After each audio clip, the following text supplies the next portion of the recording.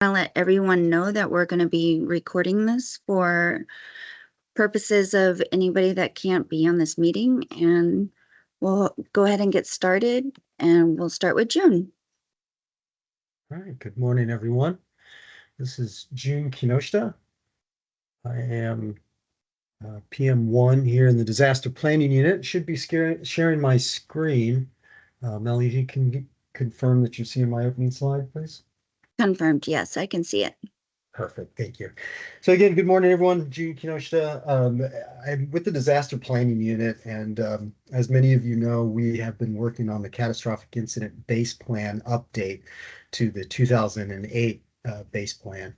And we've been using this way forward concept. You'll hear us talk about that. And it's a new approach to catastrophic incident planning that we presented in MARACs over a year ago, and then have provided updates. And then so just coming back to provide updates on where we're at and make sure that folks have the awareness that we're working on this, and give people the opportunity to continue to comment. So today's real quick presentation, just wanted to give you an update on the status of the plan, where we're at, what we're working on. We put together a series of workshops, and so wanted to report out. This is probably really the key part of this presentation, is report out on who we talked to, what some of the themes that we heard back from everyone were, and how that's going to play into the way that we move forward. That includes a discussion of the concept of operations, and then starting to frame the training and exercise program that would be associated with this way forward concept. So we've been working with our California emergency service support functions partners to take a lot of the content from the Southern California Catastrophic Earthquake Plan, but also broaden that content to put into the Catastrophic Incident Base Plan draft. We do have a framework and a draft that is being reviewed by our management internally here in Cal. We have to make sure that we're taking some of these concepts and capturing what we need to. We are reorganizing it a little bit, and we're trying to address some of the concerns and comments that we've heard back from all levels of government and tribes to make a more streamlined, comprehensive, consistent suite of catastrophic incident plans. So although we're working on the catastrophic incident base plan draft, we're also keeping in the back of our mind updating the other catastrophic incident plans.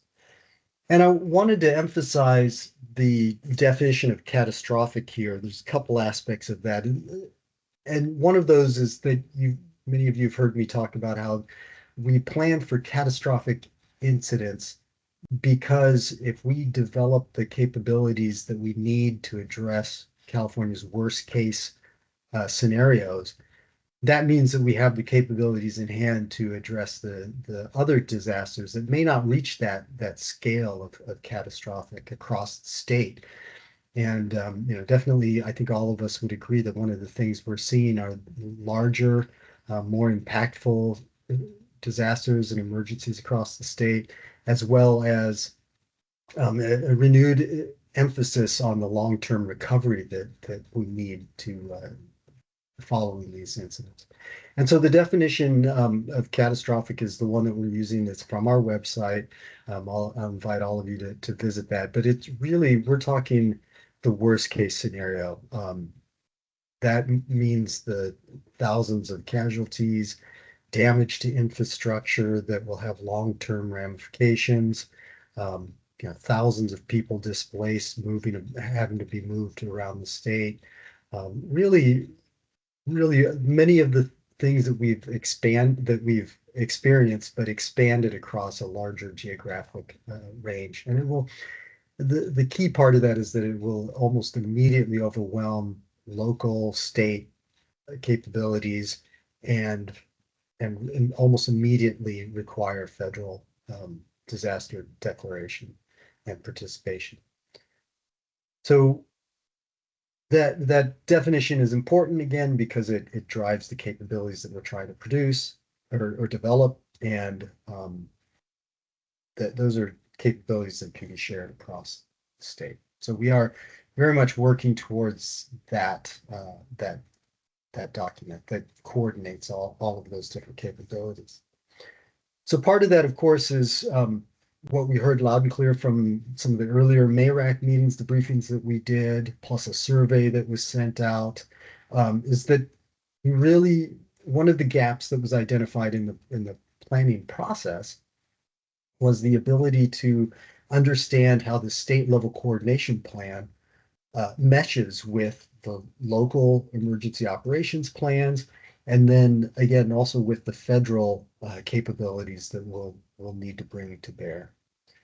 And so we started out putting together a series of workshops. We thought that the in-person would be most attractive to folks, and so we were trying to set up workshops around the state where we actually went out and met with people to be able to hear what they were saying and engage in that conversation.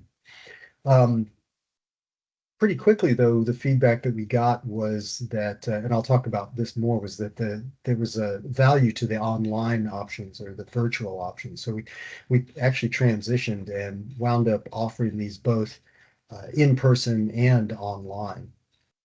So we started out back in September.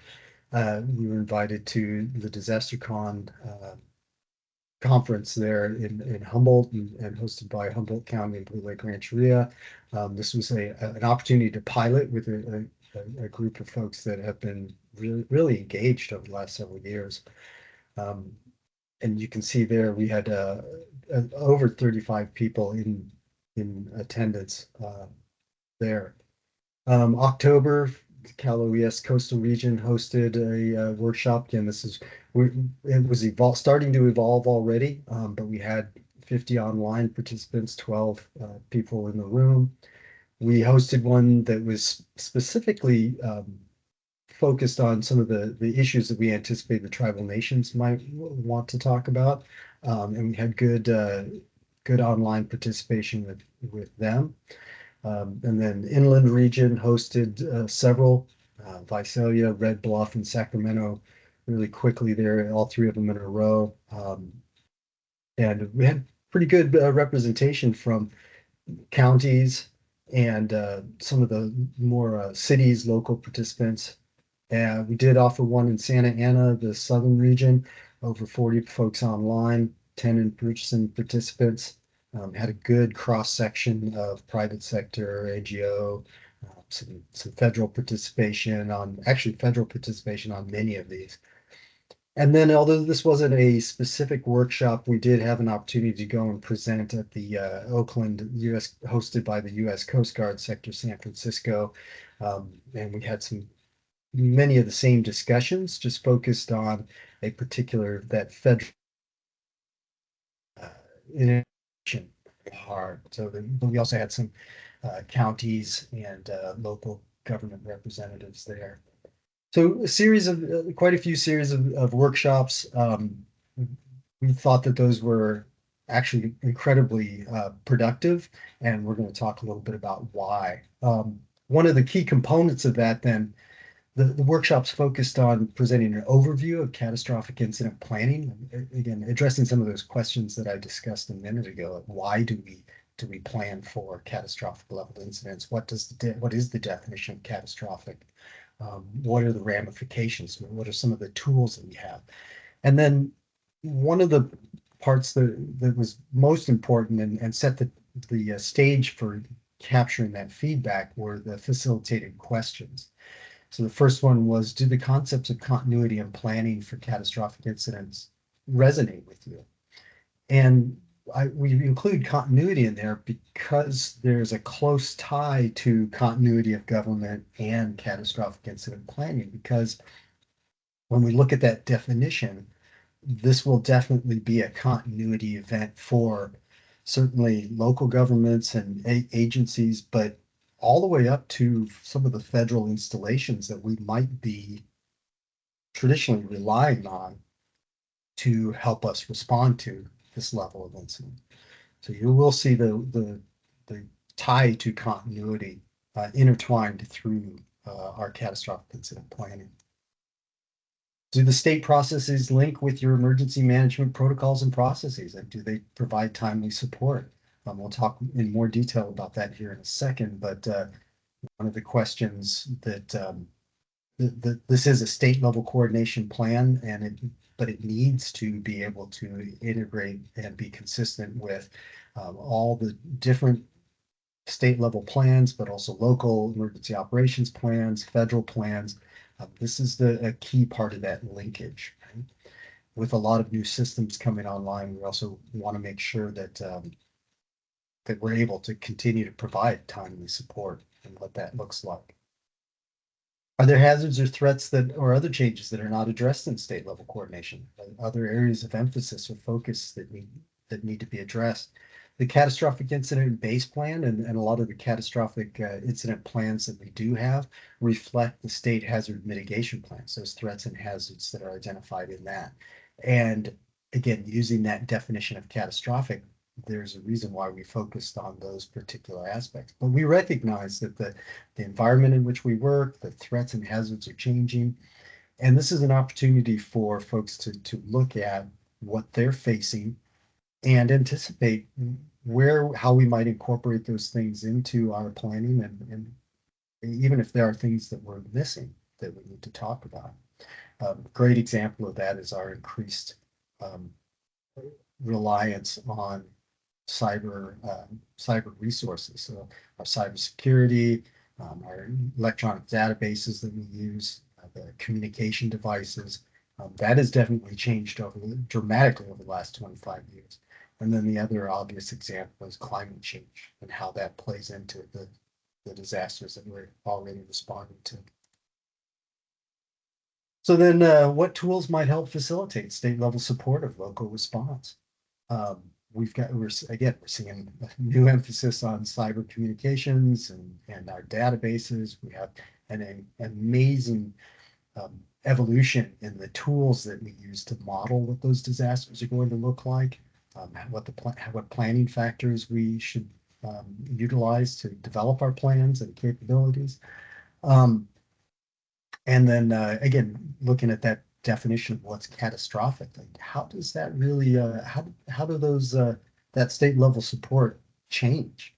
And should it? Like what tools do we use? Right?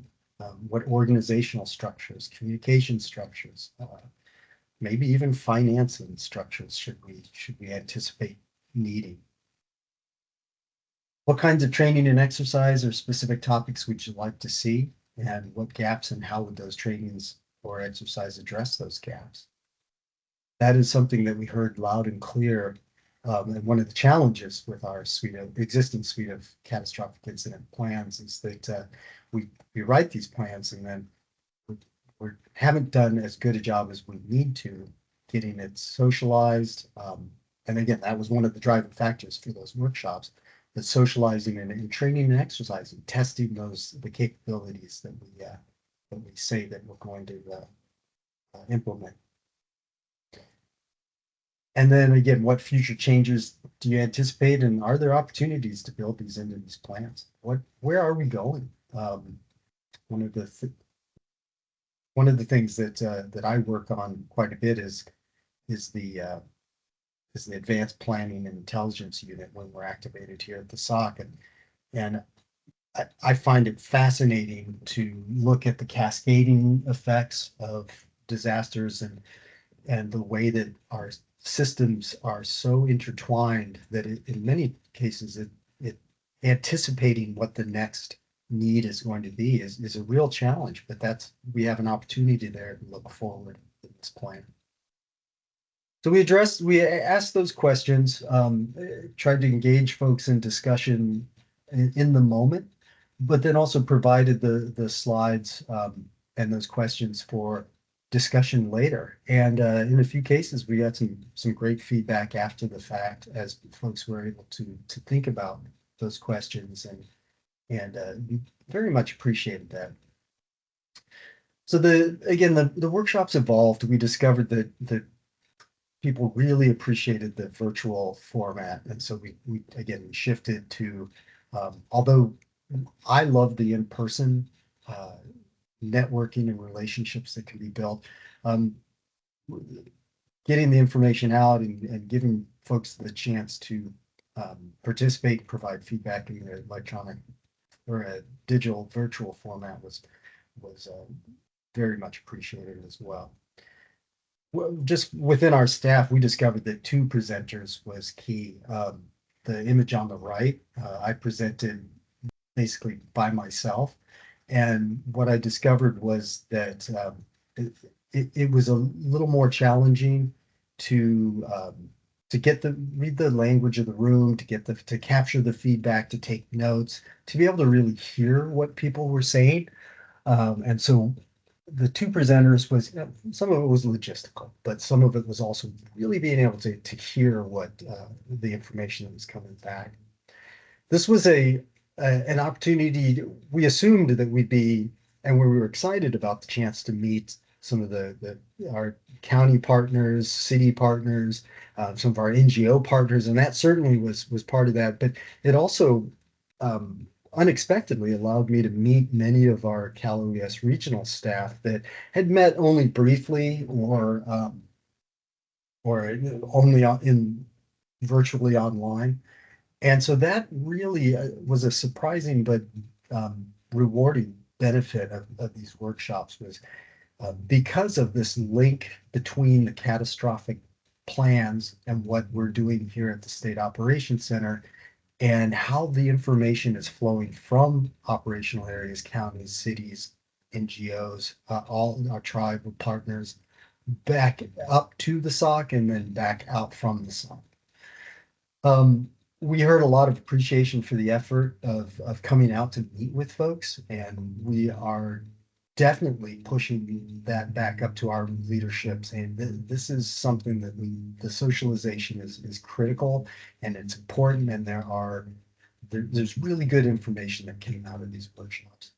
We heard that some of the less populated or smaller geographically area operational areas or cities were concerned about being lower priority. One of the perceptions was that if you weren't covered by the catastrophic incident plans, then maybe you weren't as important. And we wanted to emphasize that that is absolutely not the case. That the plans that we have are driven by the threats and hazards addressed in the state hazard mitigation plan, and that so um, there are concerns that we've heard that we are going to try to address it.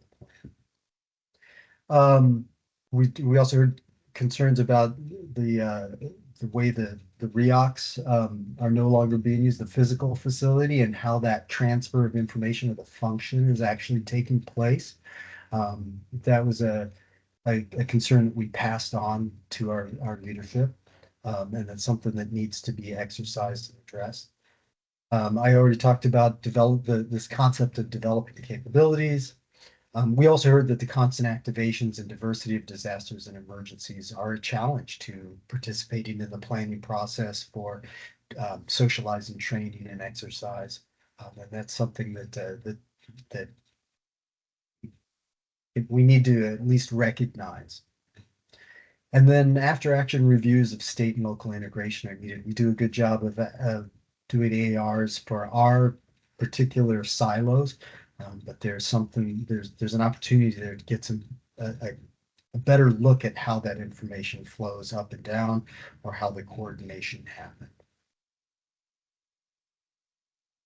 Again, consistent, one of the largest themes that we heard out of the workshops was that we need more training and exercise. Right? We recognize that with these plans, they tend to be large, that when we ask ourselves, are the plans being used? And if the answer is no, the question is why? And then the answer is sometimes because they're inaccessible. They're just too big. And we don't train and exercise so that we don't really know what's in the plans. So we're seeing a lot of growth and movement in the discipline of emergency management. And that means that there's some experience that we're losing. Institutional knowledge is being lost. Um, I, there's a lot of change going on, and sometimes that means that there are gaps. And so the training and exercise would be an important part of addressing that. The training exercise, as we saw through the workshops, it encourages networking and relationships, and those continue to pay dividends. I don't think anyone would deny that. New systems such as the donations portal, EOC 365, exercising our local integration. There's a lot of new systems, processes that are being introduced that play each of them are parts of that puzzle that add up to an efficient and consistent response. And if we're not training and exercising them, then we're not taking advantage of the power of those new systems. We thought it was interesting. There were a lot of other threats and hazards or considerations that were brought up in the workshop. Several more beyond this, but a few of the ones that were repeated several times were biohazards, drought and water treatment, larger tsunamis, the impacts of homeowners insurance on our response and recovery, tied into the housing crisis and vulnerable populations, taking rural communities as a whole, multiple and ongoing disasters. We talked about those. And that also gets to the cascading effects of having disasters occurring simultaneously, like atmospheric rivers and an earthquake or a large social event. That last bullet, large scale special events such as the Olympics, World Cup, some of the award ceremonies, and how those specific plans are integrated into the catastrophic incident plans or state planning as a whole.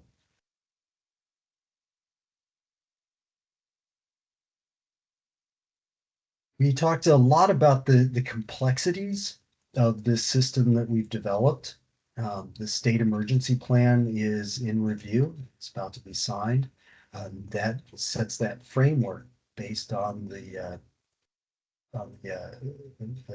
Emergency Services Act for how we respond and recover.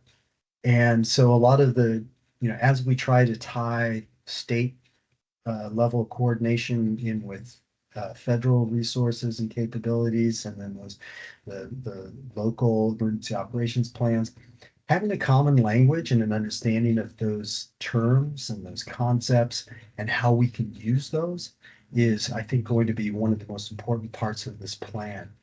And so we throw around these concepts such as line of effort, phases, core capabilities, lifelines, how the ESFs play into those, task forces, multi-agency coordination crews.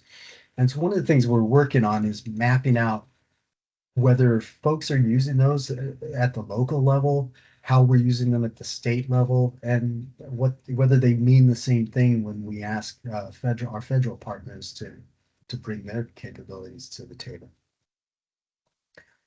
When we introduced that previous graphic, which was just me brainstorming like some of the concepts that folks were asking about, we had a local partner come back with a series of about 12 slides that really fleshed those concepts out. And what I thought was amazing was the way that he started to think about how we introduce these concepts and how we can illustrate how those all fit together. Like, when is the right time to use that particular conceptual tool, like a task force versus a multi-agency coordination? And so this is the summary of about 12 slides that he developed based on that initial slide that I presented. And this is the level of engagement that I thought was a huge success coming out of that, because it not only did it give me the opportunity to understand how some of our county partners were looking at the information or thinking about the information that we were presenting, but really what tools would be useful for them in order to illustrate some of these concepts. And so I invite everyone again to take a look at these things and engage us with how we might best illustrate the concepts and articulate when we use particular tools. I've been talking about the importance of the training and exercise. Again, this previous graph, these concepts. The system that we've developed is complex. The cascading and compounding effects of disasters are complex. Um, and again, that really drives the importance of a training and exercise program. And that is going to include, we're working on developing that right now. The Southern California Catastrophic Earthquake Plan, even before it was signed, we had hosted a series of workshop seminars. And those really serve as a model for me as I conceptualize how we can start to approach um, getting the information out, showing folks what is in the plan, but then also continuing to update a dynamic plan so that it, test what we say we're going to do in the plan, and if it's not working, come back and update it. Right? Again, we're approaching this planning effort as a dynamic approach to planning, and really looking for opportunities to continue to evolve that plan, see what works, what doesn't work, and come back and update it. So we're looking at a series of seminars all the way through full-scale exercises that would give us the chance to test those into that plan, update it, reshape that, especially with eyes towards updating the other catastrophic incident level plans. Some of the themes or areas that came out of the workshops that folks said that they would like to see us to work on are a state level exercise. And we envision using continuity injects, assuming that there will be people that are unfamiliar with their roles and responsibilities. Again, this addresses that idea that there's a lot of movement in emergency management, lots of people moving around, lots of new positions being created and being filled, which is great. But it also means that we're losing some institutional knowledge. We need to train and exercise to get our skills and capabilities back up. Um, some of the areas that we could test in a state level exercise would be delegations of authority and the way that succession works. Local integration, again, the past role of the REOC, how is that being filled today? How does that information flow? The California emergency support functions, that's how the state emergency plan is organized, but it recognizes that many local counties, cities use the departmental operations center model, and we need to better understand how that crosswalk works. How do we make sure that we're talking about the same thing? Integrating with local plans, making sure that we're using consistent concepts, language, and that when the time comes, we know how to work those things together, that we're not conflicting. Federal integration, FEMA, how do we work with them? Their system is slightly different than the California system. How do we crosswalk between those and make sure that we're as efficient as possible? Our Department of Defense partners have been very clear that we traditionally rely on them for certain capabilities. They are being stretched thin. We are looking at what happens if their ability to respond and help us is compromised, either by a completely different mission set and or the fact that their installation may be compromised. How do we access their resources? That is also a very complicated system that we need to continue to train and exercise with. Our emergency support function specific, a lot of growth and development in our state agency partners. How do we make sure that we're able to continue to access their capabilities? I alluded to the role of advanced planning earlier.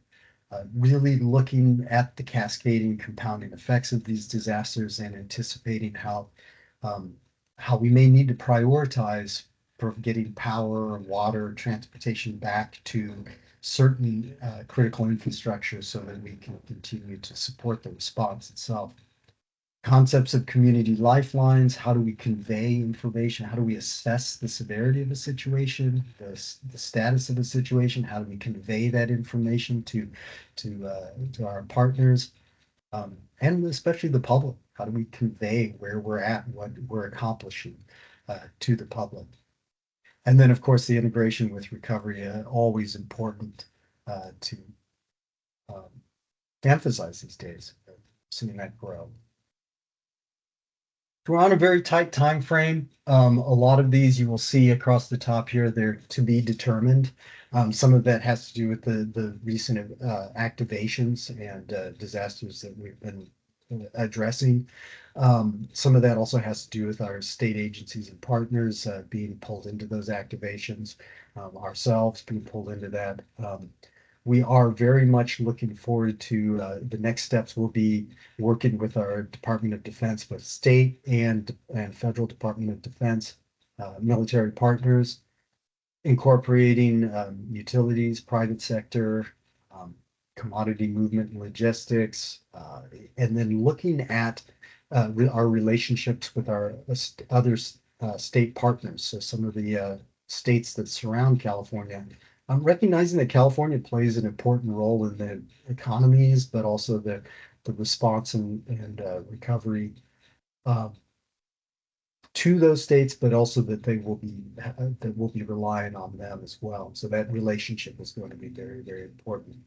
And then, as I've already emphasized, the importance of this training and exercise program, and really taking advantage of a lot of the great work that many of you are already doing to incorporate these concepts, building that consistency, supporting you as you put forth your training and exercise programs, and integrating those with our training and exercise vision.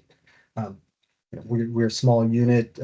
Cal OES has some capabilities to put on workshops and training and exercise, but really the value add there is when we're supporting some of the training and exercises and seminars, workshops that are already happening out there.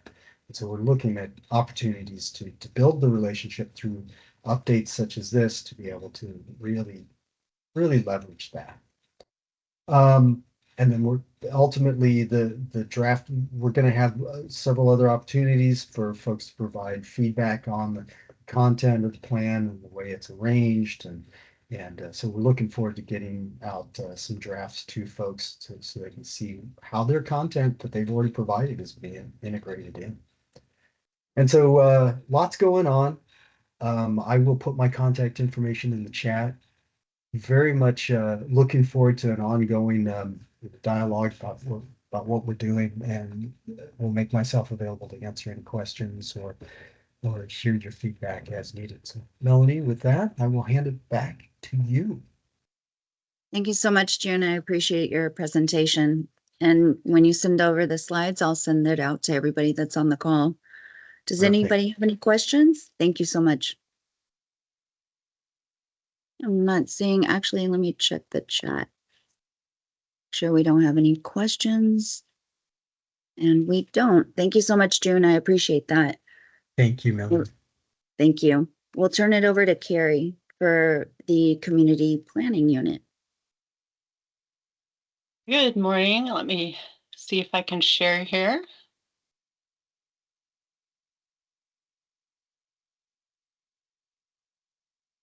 Very good. I can see it. Okay.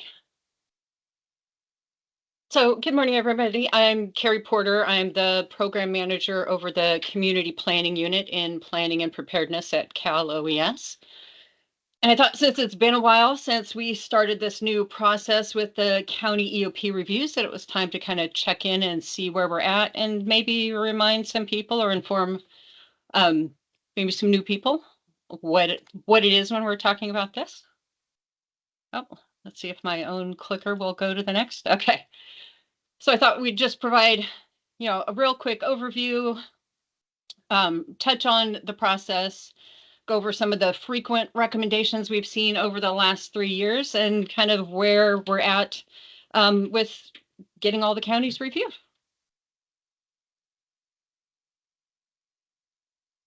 So really, what started all of this? So Following the 2017 and 18 wildfires, the state auditor was directed to conduct an audit of the 3 counties to assess how well prepared each county is to protect vulnerable populations before, during, and after a natural disaster.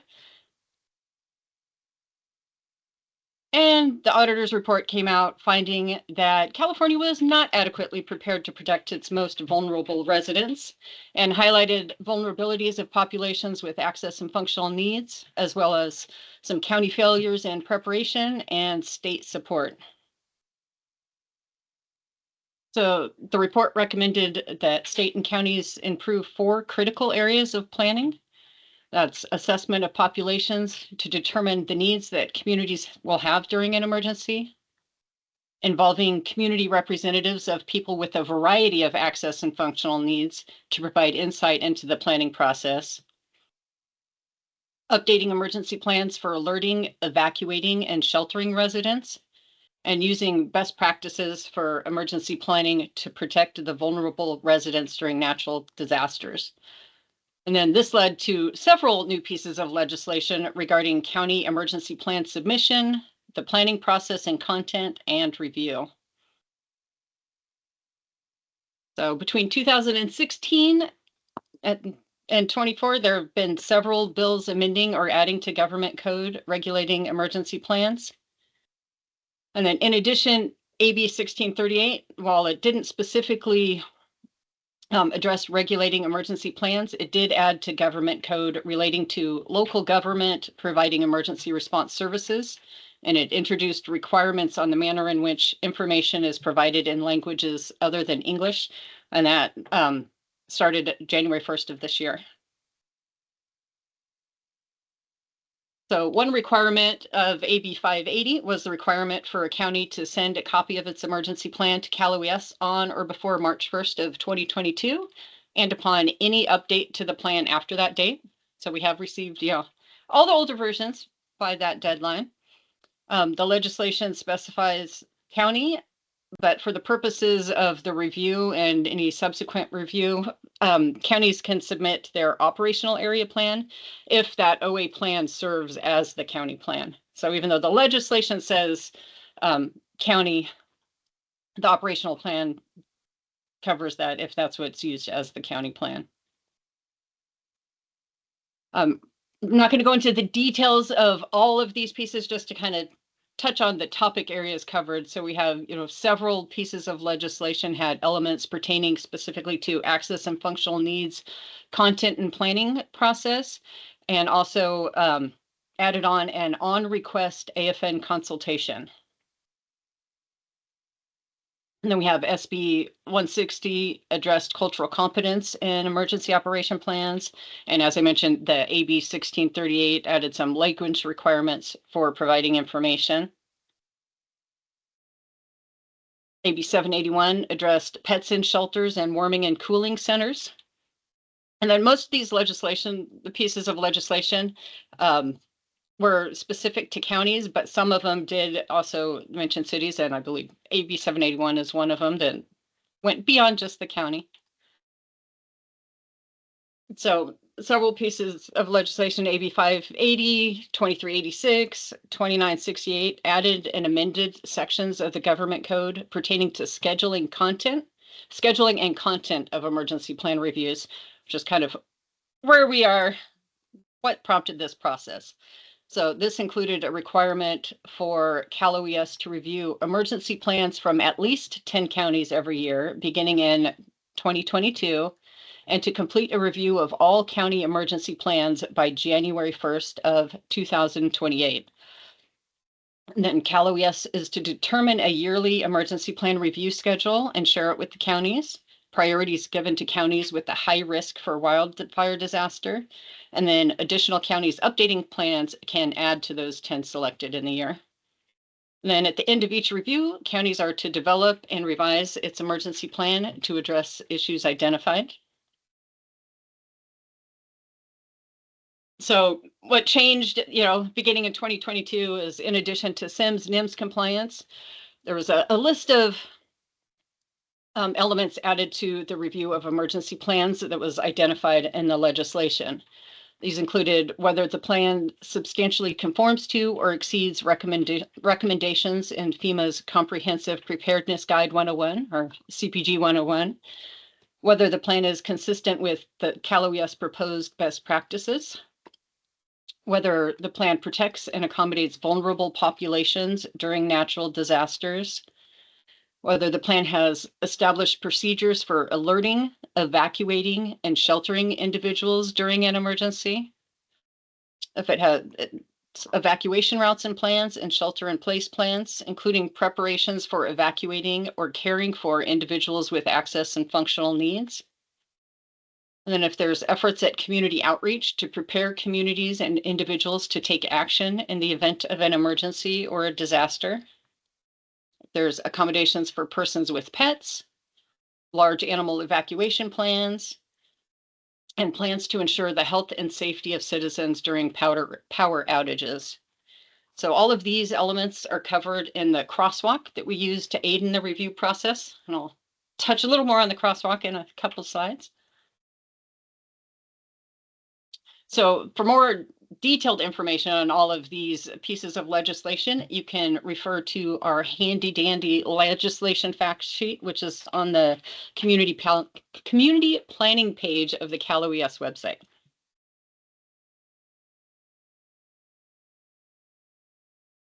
We'll go into the process a little bit. So the Cal OES review maintains existing relationships with the county and then enrolls some subject matter experts. So the Cal OES Region ESC, the Region Emergency Services Coordinator, remains the point of contact for the county and reviews the plan for compliance with CPG 101 and SIMS. And then the Community Planning Unit coordinates the reviews. And so this includes a panel of subject matter experts that evaluate specific areas from the plan. This includes alert and warning. The Emergency Functions Planning Unit looks at the animal-related elements. Then we have the Office of Access and Functional Needs and the Cal OES Law Branch. So the AFN consultations, if requested, are executed by the Cal OES Office of Access and Functional Needs. And then while not in legislation, cultural competency consultations are offered, and those are executed by the Community Planning Unit when requested. And it's important to note here that while these consultations are offered as part of the EOP review process, these consults can be requested outside of this process. So this chart here kind of goes through the every step of the review process, so I'm not going to go through all of those details here. We do schedule, several weeks before the start of a county EOP review. We schedule a kickoff meetings with the counties to go in more detail what is really in each of these elements. I just wanted to touch on a few areas of this that might be helpful to know ahead of time. And so the key thing that I had mentioned is, what prompts these reviews. And so the primary one is plans are submitted to Cal OES for review if they're one of the 10 selected for that year. As I noted earlier, Cal OES determines a yearly schedule. We communicate that schedule to the selected counties prior to finalizing that list. And then sometimes during the year, it comes up, the counties that are updating their plans can also request to be reviewed. And so that's where we get the 10 or more. So sometimes there's some additional ones that weren't on the original list that we incorporate in. And so one of the main points I wanted to get out talking today is if the county is planning an EOP update down the road and when you're looking to do that work, we'd be happy to coordinate the timing of your EOP review to fit your review timeline. So just reach out and, if you're doing your update in 26 and want this review to coincide with that update so that you can incorporate all the most recent stuff, let us know and we can work to make that happen. So really to start the review process, counties are asked to complete an EOP crosswalk to identify how each element is met by the plan, intersecting plans, or the planning process. So this crosswalk as just a review tool. It's not a guide to creating an emergency operation plan and doesn't include every topic that can be addressed in an emergency plan. It also does not prescribe the format that a jurisdiction plan needs to be in, as that is up to the jurisdiction to see how their plan best fits their needs while still complying with the requirements. So this crosswalk is posted on the community planning page of the Cal OES website. And while it's used to aid in the county EOP reviews, other jurisdictions may use the crosswalk for any self-review of their EOPs.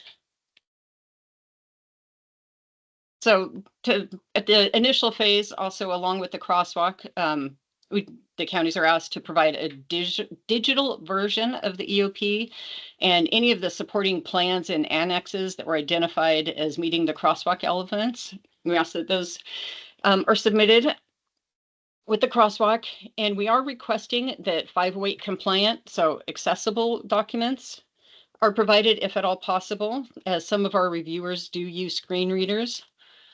And if they're not 508 compliant yet, we do ask if possible, if you could provide us the Word version, and we work as we can to remediate those in-house for review purposes. Again, another note here is that the Cal OES Office of Access and Functional Needs does offer free digital accessibility courses every month. And those you can find by visiting the CSTI training site.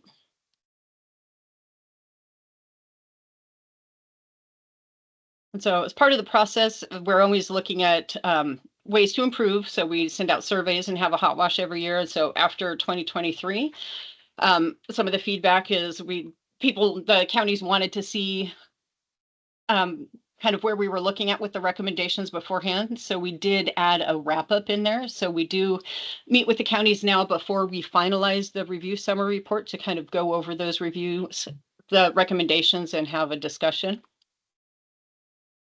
And then at the very end, updated plans are submitted to Cal OES. The final plan that is submitted is for our records, not for additional compliance review. Since Cal OES doesn't have implementation authority, we leave the incorporation of the recommendations to the county, but we do ask for any updated plans so that we do have those for our records. So this is just a sample page of the crosswalk. This one has been filled in referencing page numbers. And so elements 1 through 55 are basic elements, including SIMS, NIMS, and CPG 101 elements. So we just ask you to indicate the page number where it's located, and if it's in another annex or plan, to reference which document that is in. And then elements 56 through 73 are elements that were added with this more recent legislation, and those include the AFN and cultural competence. And in those areas, there's room to provide more of a brief description in addition to any page numbers that can talk about how the element is met or will be met in the future. Just another reminder that this crosswalk is posted on the community planning page of the Cal OES website and can be used as a reference at any time or used by other jurisdictions for self-review or any sort of review for, when you're planning your next update, use it as a tool for that.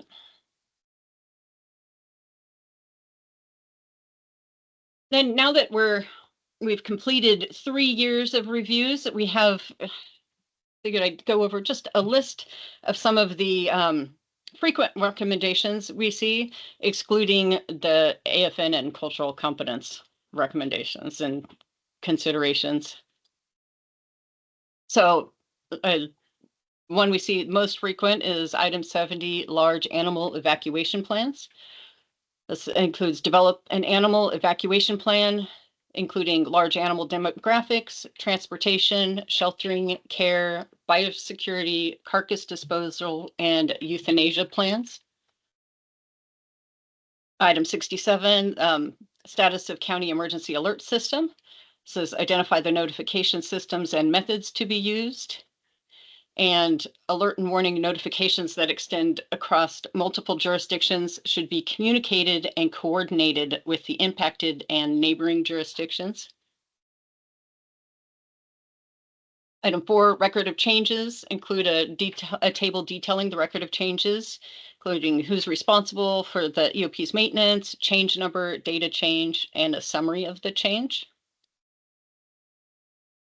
Some other ones we have, item 35, and these items coincide with where how they're numbered on the crosswalk. So item 35 is recovery organization, include an organizational chart or diagram for recovery, identifying positions that are involved in the recovery process. And this includes, public, private, NGOs, and ensuring that access and functional needs are identified in the recovery process. We have item 54, specific threat annexes. This is adding specific threat annexes to address response activities that are specific to hazards that pose a threat to the jurisdiction. And these can be addressed in either annexes to the EOP or in a standalone plan and then referenced in the EOP. And then item 55, develop a dam annex or reference emergency action plan, dam emergency action plans, and how to access the dam EAPs should an emergency rise for dams in the area. What we've seen during the reviews is on the crosswalk, they'll mention that they have a copy of all the dam EAPs, but there's no actual reference to it in the EOP on how to access those plans. And then item 68, evacuation routes and plans and shelter in place. This is describe how to conduct evacuations of neighborhoods, schools, special event venues with high concentration of children and individuals with disabilities, and provide security for the evacuation area. And then to include standardized evacuation terminology for the state of California. And for last on this part, AFN and cultural competence, those are the areas that receive the most comments, recommendations, and considerations. And those are so specific for the county that I don't have frequent ones I can really put here, and those are best done, discussed in consultations. But I did want to point out with this that the Cal OES Office of Access and Functional Needs does offer training and guidance to emergency managers and planners, disability advocates, and other service providers responding to and helping communities recover from disasters. So you can find a lot of information and resources on the Cal OES Office of Access and Functional Needs web pages.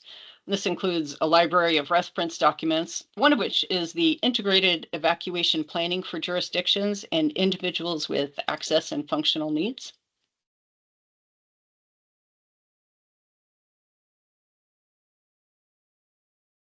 And then again, now that we're kind of halfway through this cycle to have all 58 counties reviewed, I wanted to touch on where we're at and how we're working towards this. So at the end of December of 2024, we have completed 31 of the 58 county reviews since starting this new process in 2022.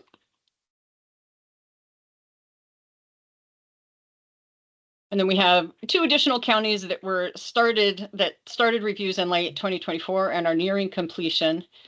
And then we have in December, we determined the 2025 EOP review schedule, and then confirmed with the counties before finalizing.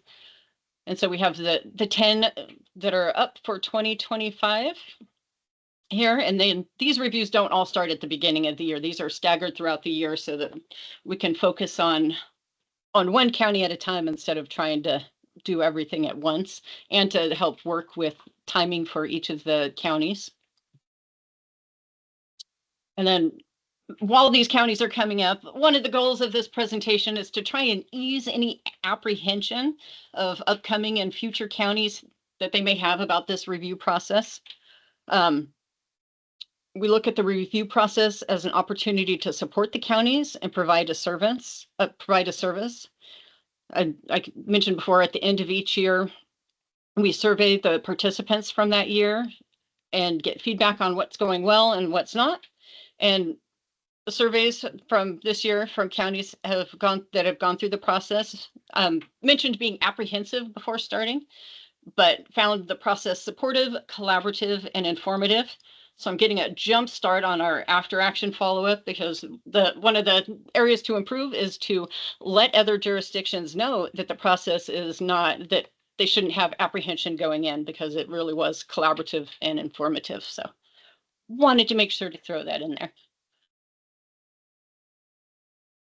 So that said, with 31 counties completed, we have 12 planned for 2025. So that leaves 15 counties still to schedule and complete to have all 58 counties EOPs reviewed prior to January 1st of 2028.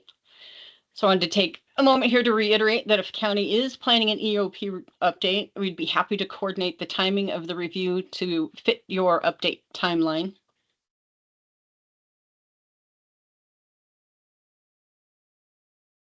And then I wanted to, note that the partnerships between the counties and Cal OES and between all the different branches within Cal OES not only continue to improve this process, but improves the planning for and response to future disasters. So I wanted to thank you all. Point out that you can visit the community planning webpage of the Cal OES website for more information on the review process or products, or you can email communityplanning@caloes.ca.gov. And then I haven't been able to look at the chat, so I don't know if there's any questions. Thank you, Cari. And I do see the links in the chat as well. And I see Leah does have a comment as far as the change to shall. So I don't know if you can see that in the chat and want to comment on that. Or Leah, if you want to elaborate.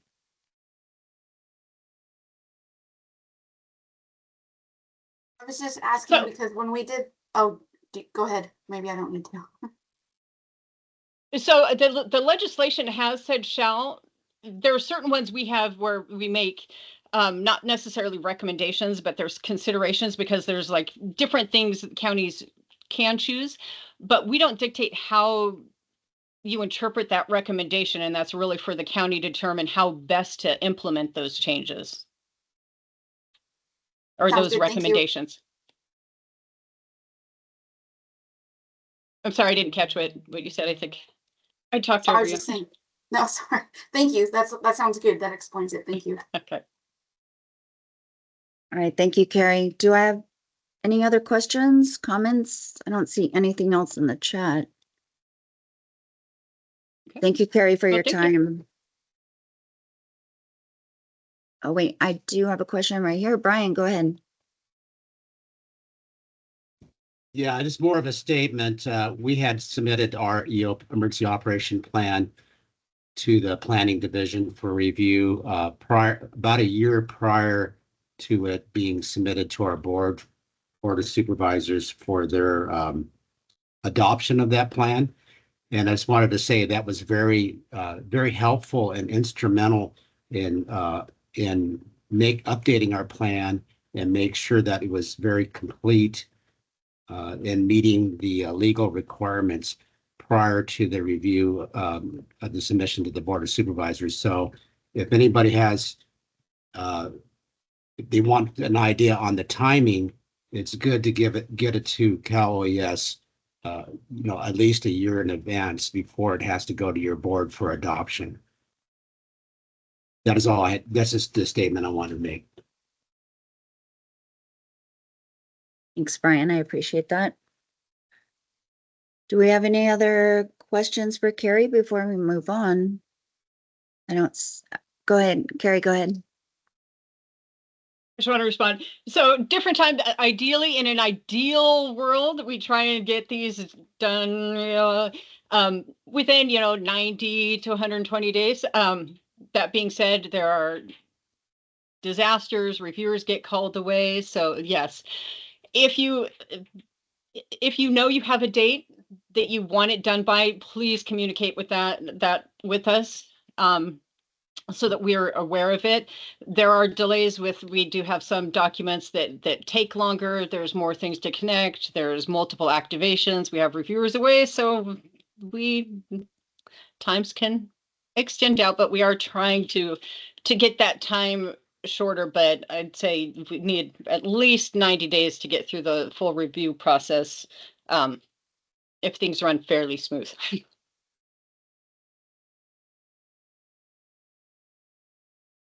Thank you, Cari, again. And we'll get those slides out to everybody. Thank you so much, Cari, for your presentation. Does anybody else have any questions, comments? All right, we'll move over to Jessica for the IMAT presentation. Jessica, are you on? Hello, can everyone hear me okay? I can hear you. Excellent. Let me share my presentation. Can everyone see that? Yes. Yes. Okay, excellent. Well, hello, everyone. My name is Jessica London, and I am the Deputy Team Leader for the IMAT, which is the Incident Management Assistance Team. It's truly an honor and pleasure to be here with you today. Our IMAT is actually currently deployed to the Joint Field Office in Pasadena in response to the January wildfires. So unfortunately, our team leader, Glenwright, won't be able to attend today as he's covering our planning meetings so that I can be here with you all. Today's discussion, we'll talk a little bit about the IMAT at Cal OES, what we do, how we support the regions, and some steps moving forward as we continue to develop our program. Okay, program overview. So the Cal OES IMAT is a full-time team that can deploy in support of local emergency managers and other state agencies to help coordinate the response to major emergencies and disasters.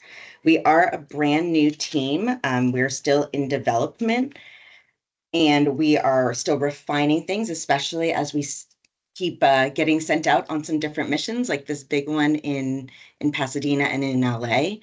We are, as I said, a new team. We currently have 9 staff members. When we're fully staffed, we will have 11, which we'll get into in just a moment.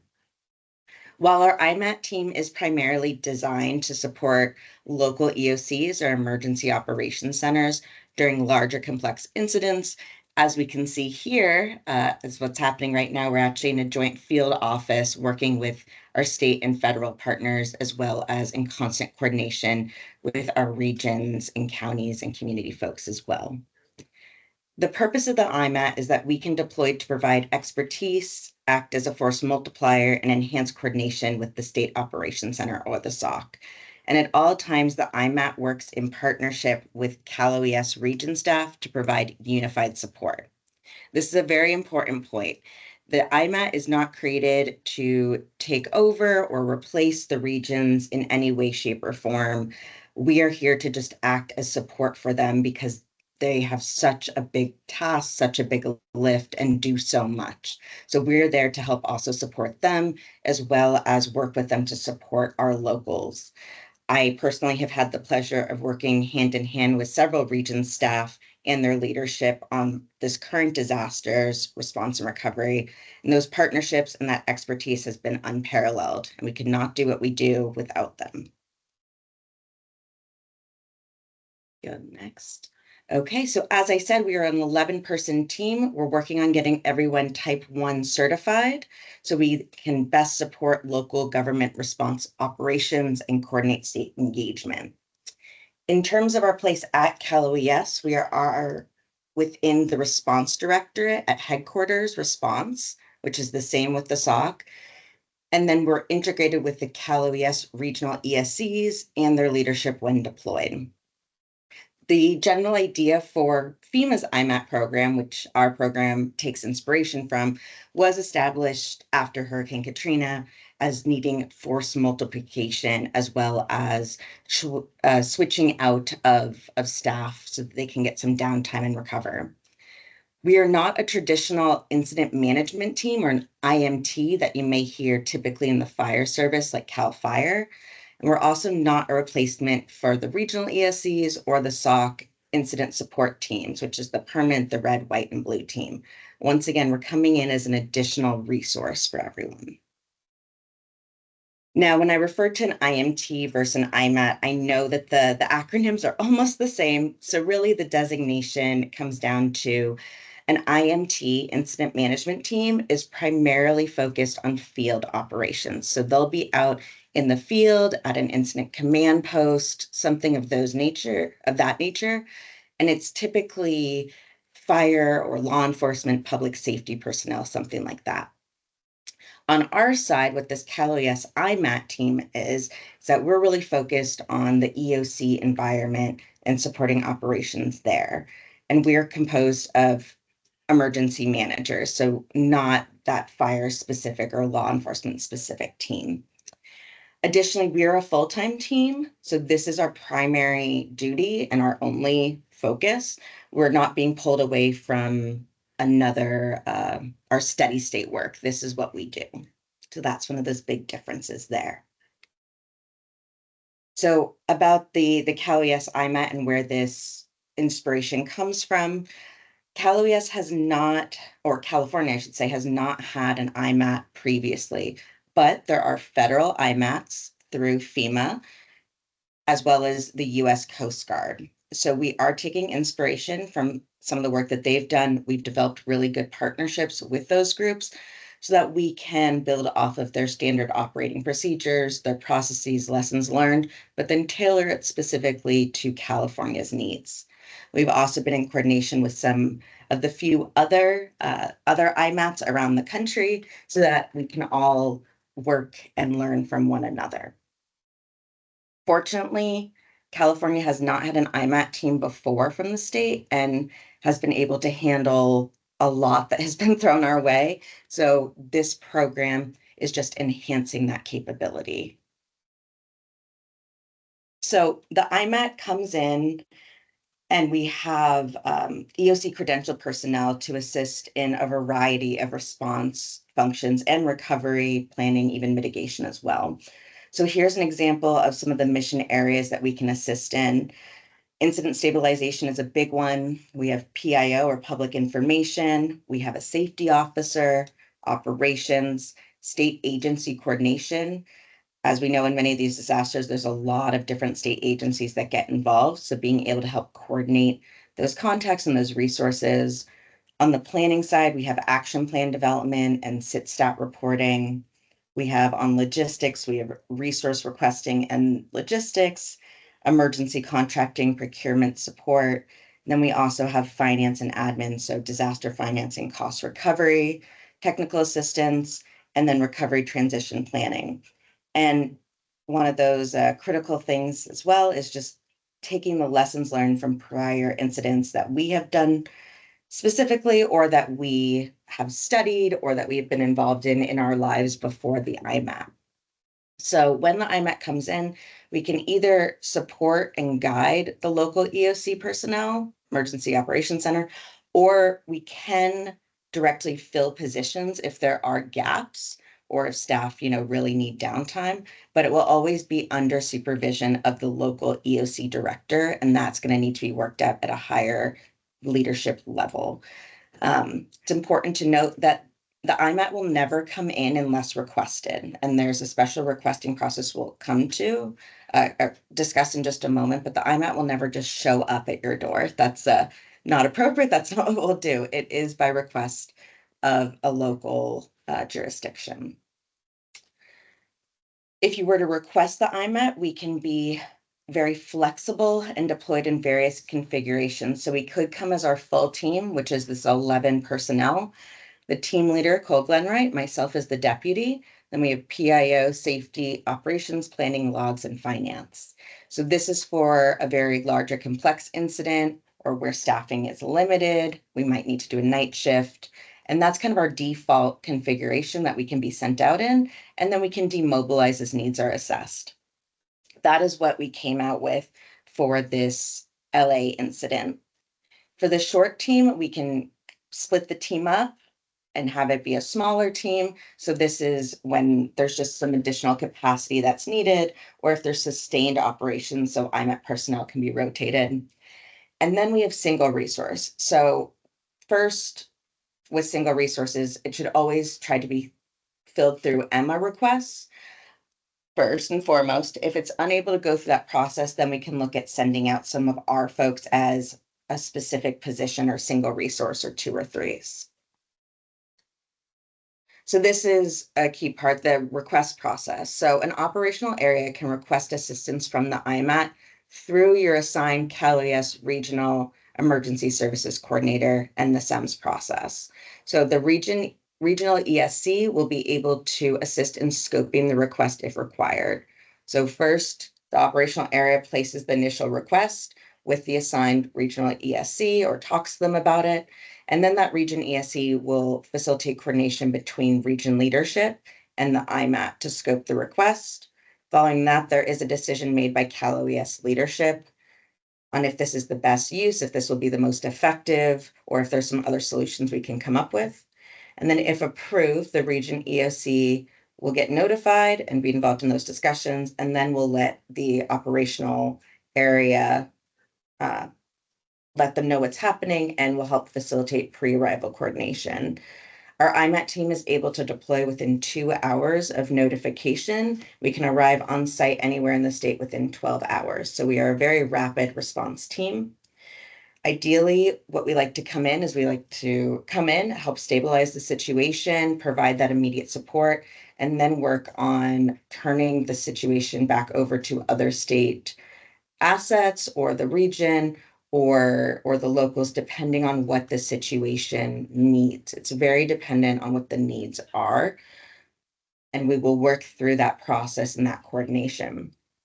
And our deployment is tracked in the resource request system.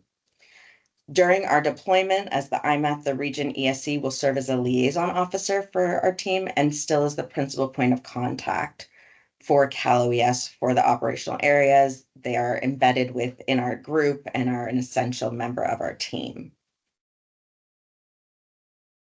Logistical considerations. So when the IMAT comes in, we do not want to put any burden on the operational area that we're going to. Obviously, in a disaster zone, space might be tight, resources tight, all of that. So we are self-sufficient and we deploy with all of our necessary office supplies, printers, radios, safety equipment, all of that, so that we are not providing any type of extra burden. We can also coordinate with our Cal OES disaster logistics to develop additional workspaces when required, if there's not enough space within an emergency operations center or location that you're using. Travel for IMAT personnel will be arranged by Cal OES and is not the responsibility of the requesting agency, and there is no cost to the requesting agency if you request IMAT and if they are approved and deployed. There's no cost. A bit about our mission set. So we can come down, obviously, that direct support with the Emergency Operations Center and local jurisdictions. We can also support state-led response operations. So if there's state-led operations, we can help coordinate all of that on behalf of Cal OES, another state agency. We have also been on pre-position assignments. We went on one up in Humboldt after the earthquake. Gosh, was that December? We pre-positioned there just in case there was found to be a need and a lot of damage. Fortunately, there was not, but we can go in pre-position. And then our team can also go on EMAC or Emergency Management Assistance Compact assignments out of state as necessary.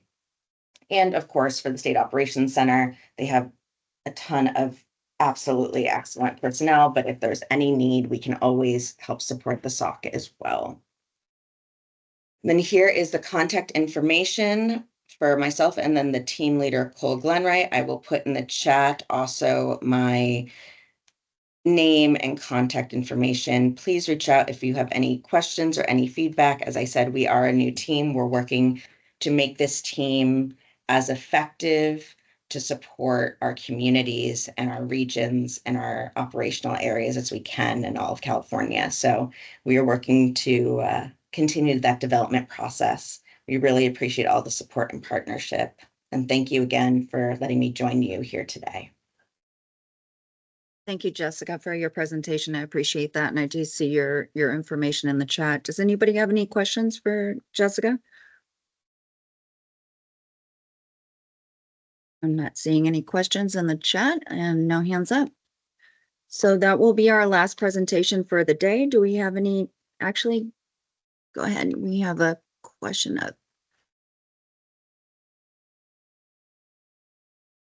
Yeah, the DMAC for Area C in Los Yeah, Angeles. go ahead. I have a question. So you said the requesting process has to go through the operational area.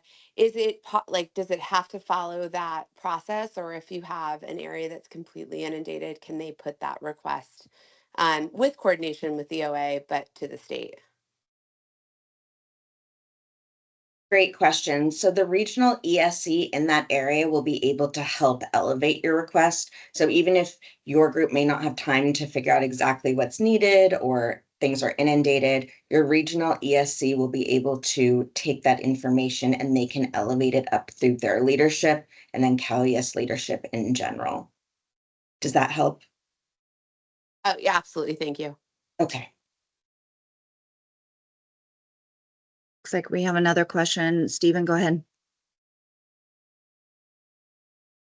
Hey, good morning, everyone. Stephen Torrance, County Marin. Seeing as this is just one team, how do you guys go through and prioritize where the team is deployed if there's multiple requests? Also a wonderful question. That is up to our leadership. That is up to our director, Nancy Ward, to see what she believes will be the best fit, what's the biggest need.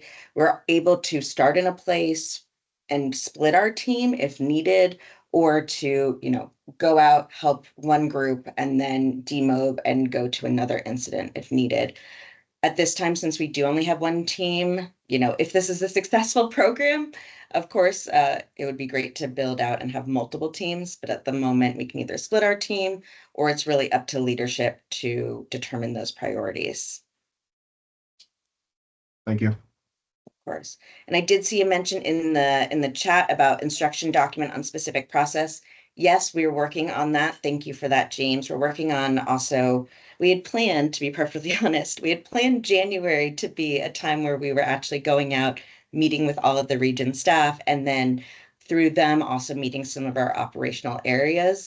Unfortunately, Mother Nature has a way of uprooting the best laid plans. So back in beginning of December, there was a presentation at the OA Regional Summit that happened over in headquarters at CalES. That's when this concept of the IMAT was shared with some of those folks. So we had planned, January, February to do a lot of that outreach. Unfortunately, that didn't happen, but we're still planning on that development and that face-to-face contact with both our region staff as well as our operational area partners. Fortunately, we have been very intimately involved with regional leadership, including Sherry Sorrow, Dana Ellis. They've been some of our biggest supporters and with us every step of the way. So getting input on what's going to make this best for the communities in which we serve.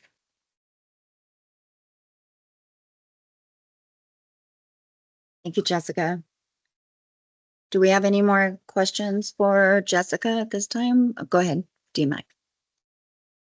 Sorry, one last question. I'm just a little confused about the EMA requests versus support requesting this team.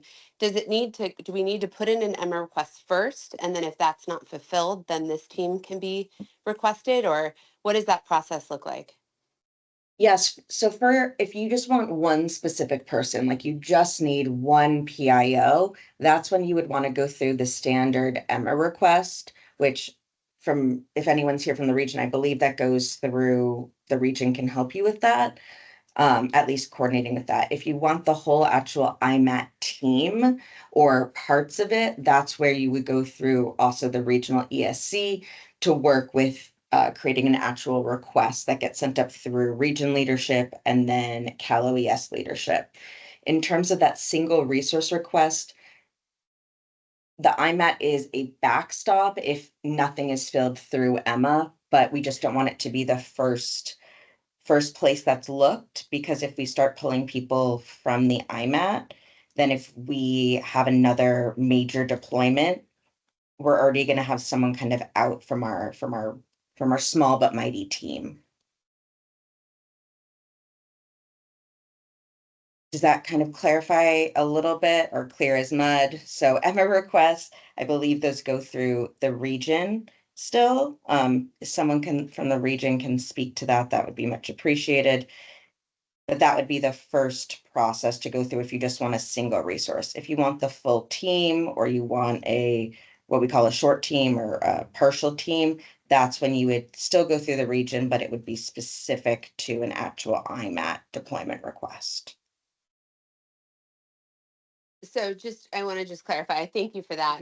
So if we, just speaking from experience in responding to the Eaton fire in Pasadena, that process to get the EMA request going takes a little bit of time. So I'm just thinking about, in terms of timing, how quickly we can get resources down into the area. Once that request is made, I think you mentioned a turnaround time once requested, but realistically, what have you seen in the past on, by the time you receive that request, how many days into the incident typically are you? And then how quickly is the turnaround once you've been given those orders to deploy? Understood. So I will say I have not worked through an EMA process before. So I unfortunately am not qualified to answer that. I'm happy to find that out for everyone on this call. Or if someone on this call has worked through the EMA process, that would be great as well. In terms of the IMAT requests being filed from the region up through their leadership and then to Nancy, we are a brand new team. So this has been our first big deployment, has actually been down here at the JFO in Pasadena. The process on getting it through the actual regional ESC into their leadership and into Nancy can be very, very quick and expedited, just due to the nature of how big of an event it is. Once my team gets word and that we actually have direction and the green light, that is when we can be down here within, or be anywhere within that 12-hour period. I unfortunately don't have a good timeline for how long it takes leadership to validate. I think that depends on the urgency of the matter or the scale at which it is. Sorry, I don't have more specifics for you. No, that's okay. Thank you. Appreciate it. I wish I did. I'm sorry. I'm trying. Thank you, Jessica. Brandy. I just have a couple questions regarding, I know there was a mention of prioritizing where the resources would go if there's multiple requests or multiple incidents happening. In your structure, would it be that if there are multiple local cities asking for assistance, would the assistance go to the OA just because that's who's supposed to be supporting those local cities in that particular operational area, or could your team be broken up and help the cities versus the OA? Okay, I see what you're saying. Honestly, that decision would come from above my level. That would be made from our director on where she sees the biggest need or is the best utilization of the team. I don't doubt that we could be split up to provide that direct support if it's coming from multiple different cities and be hands-on in that way. But that determination is unfortunately or fortunately made far above my level. Okay, thank you. Of course. Loving all the questions, by the way. There was no questions and now there's everyone and I love it. Thank you. I saw Ryan Derby had his hand up. Did you have a question or was that answered? Disregard, please. No problem. It looks like Scotty, go ahead. Good morning. Can you hear me okay? Yes, I can. So one thing I think we have to consider in regards to this discussion is for the one-off, for the multiple incidents, is the use of MACs in the operational area. And we talk about prioritization, right? So that starts at the operational area where multiple incidents, multiple cities, and with the requests have to be channeled through the operational area so they can determine what their priorities are for the operational area. And then that communication goes to Cal OES with either through the region duty officer or SAC to make a determination of who gets what. By going direct is going to cause problems for, again, setting the critical resource needs for that operational area. So I just think we have to keep that in mind. Yes, thank you for that feedback. And as I said before too, this is a brand new team. We are open to all sorts of feedback so that we can best figure out this process. not create more strain or bureaucracy, but more getting the help quickly to what's needed in a coordinated fashion. So always welcome to have those discussions. All of our standard operating procedures and our continuity of operations and all of that is being constantly rewritten, especially after going out on this most current assignment. So thank you for that. I think I saw another hand. Yeah, Abraham, was your question answered or did you have a question? No, yeah, it was answered. Thank you. Wonderful, thank you. Anybody have any other questions, comments? I don't see anything in the chat. All right, that's going to be our last presentation. Thank you so much, everybody that presented today, and you can send over your slides. That way I'll get it out to the team. It looks like our next meeting will be on May 12th. If I don't hear anything else, it looks like we'll go ahead and close this for the day. Thank you so much. Actually, go ahead, Joelle.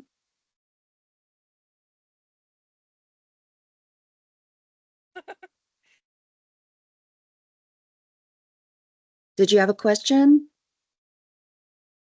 Can you hear me? I can hear didn't. you. Yeah, Okay. I meant to do a clap, not a raise, like a hand clap for the final of the meeting. But yeah, the hand. It's okay. Fury. I appreciate Talk to you the later. clap.